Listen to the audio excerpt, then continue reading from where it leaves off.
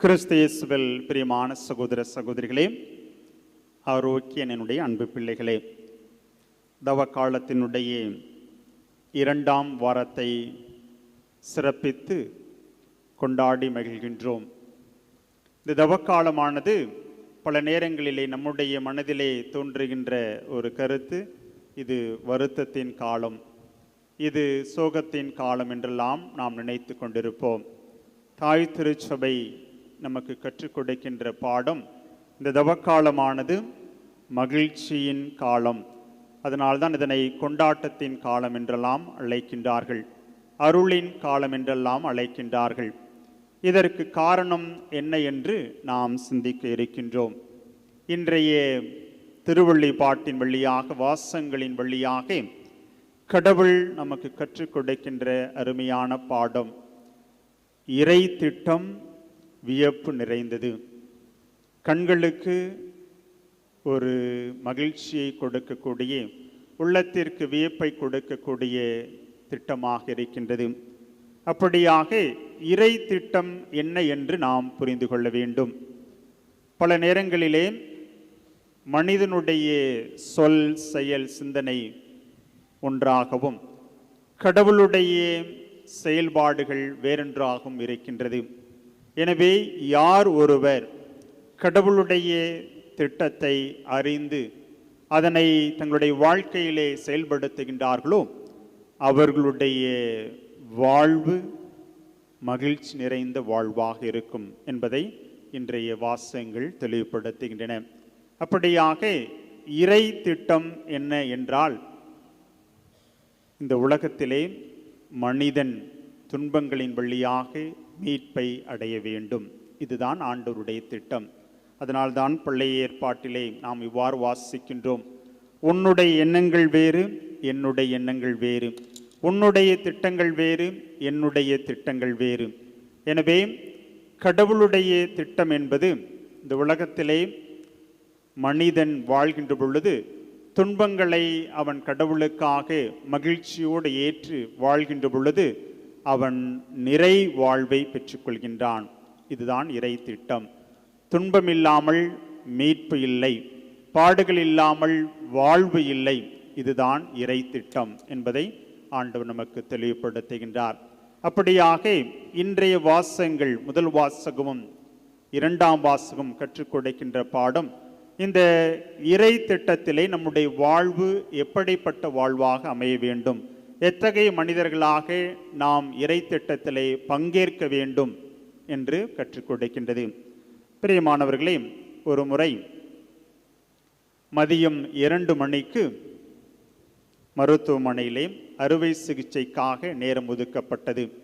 ஏனென்றால் அப்பொழுது காலையிலே விபத்துக்குள்ளான ஒரு இளைஞனுக்கு மதியம் 2 மணிக்கு அறுவை சிகிச்சை.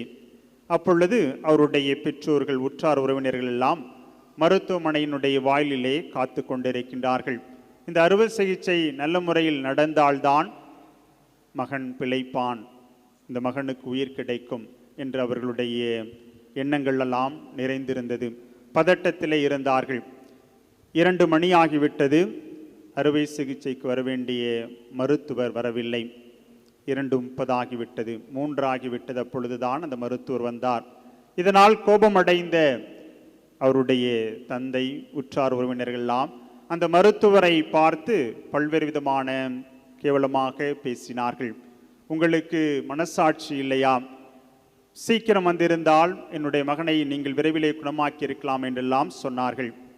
ஆனால் அந்த மருத்துவர் அமைதியாக புன்முறுவலோடு அறுவை சிகிச்சை அறைக்கு சென்று தன்னுடைய பணியை ஆற்றி திரும்பி வந்த பொழுது, அப்பொழுது அவர்களுக்கு அறிவிக்கப்பட்டது, மகன் பிழைத்து கொண்டான் என்ற செய்தி.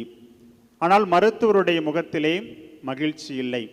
செவிலியை மருத்துவர் இவ்வாறு அறிவிப்பு செய்தார், மகன் பிழைத்து கொண்டான் என்று. ஆனால் மருத்துவருடைய முகத்திலே மகிழ்ச்சி இல்லை. அப்பொழுது அந்த அறுவை சிகிச்சை செய்து கொண்ட அந்த மகனுடைய தந்தை மருத்துவரை பார்த்து கேட்டார், மகன் பிழைத்து கொண்டானாம், நீங்கள் ஏன் முகத்திலே மகிழ்ச்சியாக இல்லை உங்களுடைய உள்ளத்திலே என்றெல்லாம் கேட்டார். அப்பொழுது அருகில் இருந்த ஒரு மருத்துவர் சொன்னார், நீங்கள் இந்த மருத்துவரை பல்வேறு விதமான ஏளனமான பேச்சுகளினால் அவமானப்படுத்தினீர்கள். அவர் காலதாமதமாக வந்ததனுடைய காரணத்தை நீங்கள் புரிந்து கொண்டால் நீங்கள் உண்மையிலே அவரை பேசியிருக்க மாட்டீர்கள். ஏனென்றால் அந்த மருத்துவருடைய மனைவி காலையிலே விபத்துக்குள்ளானாள். அவளுக்கும் அறுவை சிகிச்சை முடிந்து அவள் இறந்து போனாள். அவளை அடக்கம் செய்யக்கூட நேரமில்லாமல் அங்கே வீட்டிலே வைத்துவிட்டு உங்களுடைய மகனுக்காக அறுவை சிகிச்சை செய்ய வந்தார் இந்த மருத்துவர், அவரை நீங்கள் கேவலமாக பேசிவிட்டீர்கள் என்று சொல்லி அந்த மருத்துவருடைய உண்மையான மனதினை, பணி செய்கின்ற மனதினை, பொறுமையுள்ள மனதினை அங்கே மருத்துவர்கள் வெளிப்படுத்தினார்கள். அப்பொழுதுதான் அந்த தந்தை புரிந்து கொண்டார், மன்னிப்பு கேட்டார்.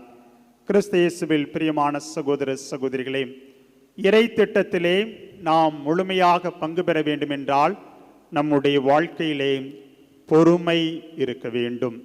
இன்றைய முதல் வாசகத்திலும் நற்செய்தியிலும் இரண்டு விதமான மனிதர்கள், இரண்டு விதமான எண்ணங்கள். முதல் வாசகத்திலே பார்க்கின்ற பொழுது யாக்கோபினுடைய மகன் யோசேப்பு அவருடைய மனநிலை, யாக்கோபினுடைய மற்ற பிள்ளைகளுடைய மனநிலை, யாக்கோபினுடைய சகோதரர்கள் மனநிலை முழுவதும் பொறாமை நிறைந்த மனநிலையாக இருந்தது.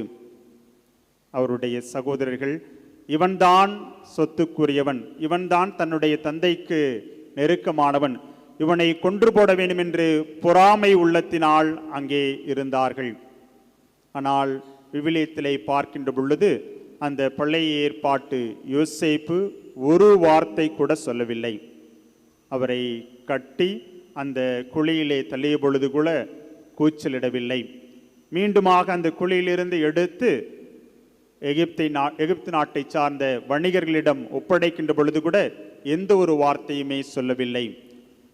பொறாமை நிறைந்த சகோதரர்கள், பொறுமை நிறைந்த அந்த யோசேப்பு, இந்த இரண்டு மனநிலையிலே இருந்த யார் ஆண்டவருடைய ஆசீர்வாதத்தை பெற்றுக்கொண்டார்கள் என்றால், கடவுளுடைய திட்டத்தை ஏற்று பொறுமையாக இருந்த அந்த யோசேப்பினுடைய வாழ்க்கை ஆண்டவருக்கு ஆசீர்வாதம் நிறைந்த வாழ்க்கையாக இருந்தது.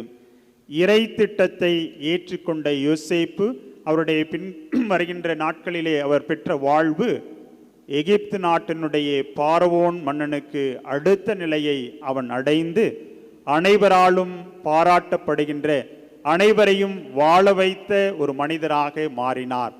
காரணம், பொறுமையின் வழியாக இறை திட்டத்தை ஏற்றுக்கொண்டார். தன்னுடைய வாழ்க்கையிலே அவர் சந்தித்த துன்பங்கள், தன்னுடைய சகோதரர்கள் அவரை அவமானப்படுத்தி எகிப்து நாட்டு வணிகர்களிடம் விற்ற பொழுதும், அங்கே எகிப்திலே அங்கே அடிமையாக அவர் இருந்த பொழுதும், எகிப்திலே பல்வேறு கஷ்டமான சூழல்களை வாழ்ந்த பொழுதும் அவர் இறை திட்டத்தை ஏற்றுக்கொண்டு பொறுமையாக இருந்தார். அதனால் கடவுளால் உயர்த்தப்பட்டார் என்ற வரலாற்று சரித்திரம், விவிலியத்தினுடைய உண்மை நிகழ்வு நமக்கு குறிப்பிடப்படுகின்றது. எனவே பிரியமானவர்களே, துன்பத்தின் வழியாகத்தான் மீட்பு உண்டு என்ற இறை திட்டத்தை யார் ஒருவர் பொறுமையோடு ஏற்று வாழ்கின்றார்களோ அவர்களுக்கு வாழ்வு உண்டு என்பதை விவிலியம் நமக்கு தெளிவுபடுத்துகின்றது. அதே போல இன்றைய இரண்டாம் வாசகத்திலே இயேசுவை பற்றி தெளிவுபடுத்தப்படுகின்றது. அந்த உவமையின் வழியாக இயேசு கிறிஸ்துனுடைய வாழ்க்கையும் இவ்வாறாகத்தான் இருந்தது. இயேசு கிறிஸ்து துன்பப்படுத்தப்பட்ட பொழுது, இயேசு கிறிஸ்து அவமானப்படுத்தப்பட்ட பொழுது, இயேசு கிறிஸ்துவை சிலுவையில் அறைந்த பொழுது பொறுமையை கடைபிடித்தார். ஆனால் இயேசுவுக்கு எதிராக வாழ்ந்தவர்களுடைய மனநிலை பொறாமை நிறைந்த மனநிலையாக இருந்தது. ஆட்சித் தலைவர்கள், தலைமை குருக்கள், பரிசேயர்கள், சதுசேயர்கள் என்று சொல்லி அவர்கள் இயேசுவின் மீது பொறாமை கொண்ட மனிதர்களாக இருந்தார்கள். இவனை ஒழித்து கட்ட வேண்டும், இவன் இருந்தால் நம்முடைய வாழ்க்கை வீணாகிவிடும், நம்மால் ஏமாற்றி பிழைக்க முடியாது என்று சொல்லி அவரை கொல்வதற்கு பொறாமை கொண்ட உள்ளத்தோடு திட்டம் தீட்டினார்கள். ஆனால் மறுபுறம் இயேசு கிறிஸ்து அவர்களை குறித்து குறை சொல்லவில்லை. அவருடைய உச்சகட்டமான வார்த்தை, தந்தையே இவர்கள் அறியாமல் செய்கிறார்கள், இவர்களை மன்னியும் என்று சொல்லி பொறுமையான வார்த்தையை அங்கே வெளிப்படுத்தினார். அதனால்தான் அவரால் மீட்பை நமக்கு கொண்டு வர முடிந்தது. கடவுளுடைய திட்டம், தந்தையானவருடைய திட்டம், பாடுகளின் வழியாகத்தான் மீட்பு உண்டு என்ற இறை திட்டத்தை இயேசு கிறிஸ்து தெளிவாக உணர்ந்திருந்தார். அந்த இறை திட்டத்தை உணர்ந்து வாழ்வதற்கு தன்னிடம் பொறுமை வேண்டும் என்பதை உணர்ந்திருந்ததனால்தான் எவ்வளவு கஷ்டமான சூழ்நிலைகளிலும் மிகவும் கேவலமான சாவை ஏற்றுக்கொண்ட பொழுதும் பொறுமையோடு இருந்தார், மீட்பை பெற்றுக்கொண்டார். கிறிஸ்து இயேசுவில் பிரியமான சகோதர சகோதரிகளே, இறை திட்டம் வியப்பானது. பலருடைய மனதிலே மகிழ்ச்சியோடு வாழ வேண்டும், எல்லாவற்றையும் பெற்று வாழ வேண்டும், அதிலே மாற்று கருத்தில்லை. ஆனால் அதனை பெறுவதற்கு நம்முடைய வழிகள் எப்படிப்பட்டதாக இருக்க வேண்டும்? ஒருபொழுதும் அந்த மகிழ்ச்சியை பெறுவதற்கு ஏமாற்று வேலைகளிலோ கடவுளுக்கு விரோதமான வேலைகளிலோ ஈடுபடக்கூடாது. உண்மையான மகிழ்ச்சியை பெற வேண்டும் என்றால், நேர்மையாக வாழ வேண்டும் என்றால் நிச்சயமாக துன்பங்கள் உண்டு என்று நாம் புரிந்து கொள்ள வேண்டும். அந்த துன்பங்களின் மத்தியிலே பழைய ஏற்பாட்டு யோசேப்பு பொறுமையோடு இருந்தது போலவும், நம்முடைய ஆண்டவராக இயேசு கிறிஸ்து பொறுமையோடு இருந்தது போலவும், நாமும் நம்முடைய வாழ்க்கையிலே பொறுமையாக இருக்கின்ற பொழுது நாம் இறை திட்டத்தை ஏற்றுக்கொள்கின்றோம். ஆண்டவருடைய அந்த விண்ணக பேரின்ப வீட்டினுடைய திட்டத்தை ஏற்றுக்கொள்கின்றோம் என்பதிலே மாற்று கருத்தில்லை. அவ்வாறாக வாழ்ந்து நமக்கு முன்மாதிரி காட்டி சென்றவள் தான் அன்னை கன்னிமரியாள்.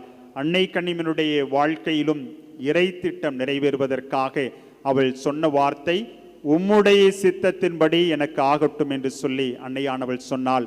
அன்னையானவளுக்கு துன்பங்கள் வந்த பொழுதும் போராட்டங்கள் வந்த பொழுதும் ஒரு பொழுதும் குறை சொன்னதாக விவிலியத்திலே இல்லை. அவர்கள் ஒரு பொழுதும் கேவலமாக மற்றவர்களை பேசியதாக விவிலியத்திலே இல்லை. அவர்கள் அழுததாக விவிலியத்திலே இல்லை. மாறாக அன்னை கன்னிமரியாளுடைய வாழ்க்கையிலே இறை திட்டத்தை ஏற்று தன்னுடைய மகனுக்கு இந்த உலகத்திலே பாடுகள் உண்டு என்று உணர்ந்தவராக அந்த திட்டத்தை ஏற்று வாழ்கின்ற வாழ்விலே பொறுமையை கடைபிடித்தாள். தன்னுடைய மகனை கல்வாரியிலே மடியிலே தாங்கிய பொழுது கூட இது கடவுளுடைய திட்டம், இந்த சூழ்நிலையிலும் நான் பொறுமையோடு இருக்க வேண்டும் என்று சொல்லி பொறுமையை கடைபிடித்தால் அகில உலக தாயாக ஆண்டவரால் உயர்த்தப்பட்டாள்.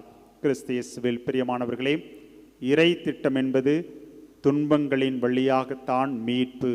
அந்த துன்பங்களின் வழியாக நாம் மீட்பை அடைய வேண்டும் என்றால் வாழ்க்கையிலே பொறுமையோடு வாழ வேண்டும்.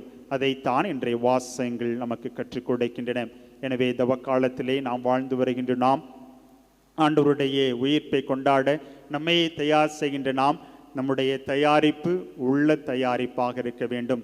அந்த உள்ளத்திலே நான் எல்லா சூழ்நிலையிலும் நேரியவனாக பொறுமை உள்ளவனாக வாழ்வதற்கு ஆண்டவரை வரம் கொடு என்று நாம் இந்த திருப்பலியிலே ஜெபிப்போம். அன்னையானவள் வழியாக ஆண்டவர் நமக்கு பொறுமையை கொடுத்து நாமும் இறை திட்டத்திலே முழுமையாக பங்கேற்று இறைவனுடைய விண்ணக வீட்டை அடைய இந்த திருப்பலியிலே ஜெபிப்போம். ஆண்டவர் அன்னையின் வழியாக வாழ்த்து பெறுவாராக. ஆமீன்.